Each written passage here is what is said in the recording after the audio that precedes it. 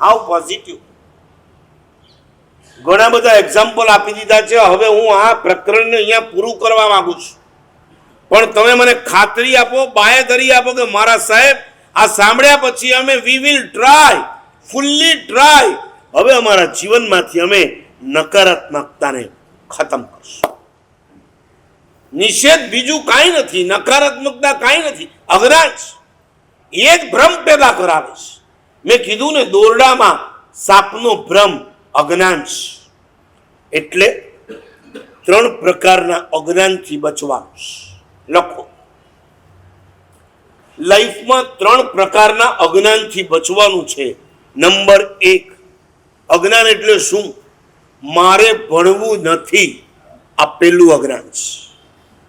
School કોલેજની વાત નથી ચાલતી, તમારા આત્માનું કલ્યાણ થાય એવા જ્ઞાનની, સમ્યક જ્ઞાનની વાત ચાલે છે. જે એમ કે અમારે ભણવું જ નથી, પણ તમારી પાસે સમય તો છે, નવરા બેઠા ગપ્પા મારો છો એના કરતા નહીં, અમને કોઈ આમાં ઇન્ટરેસ્ટ નથી. 14 વર્ષના રાજ્યકાળમાં કુમારપાળ મહારાજા 6000 શ્લોક પ્રમાણ સિદ્ધહેમ વ્યાકરણ ભણ્યા. ઇવન સંસ્કૃતમાં એમણે રચના કરી. 18 દેશના રાજાને સંસ્કૃત ભણવાનો સમય મળતો હતો. તમે કેટલા ખંડના રાજા છો?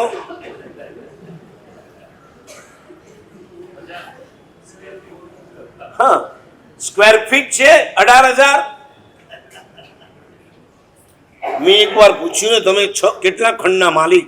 ચક્રવર્તી એટલે 6 ખંડના માલિક. મને કે અમે 6 ખંડના માલિક છીએ. મેં એવું કઈ રીતના જોઈ કે પધારો મારા ઘરે, ડ્રોઈંગ રૂમ 1 ખંડ, બોલતા જાઓ, bedroom, kitchen room, store room, study room, છઠ્ઠો કયો રહી ગયો? બાથરૂમ. કાંઈ ના મળે તો મને કે આપણે 6 ખંડના માલિક, આપણે ચક્રવર્તી. ભલા માણસ, આ ભરત ક્ષેત્રના 32,000 મુકુટબદ્ધ રાજા જેના ચરણોમાં મસ્તક ઝુકાવે ને એને ચક્રવર્તી કહેવાય.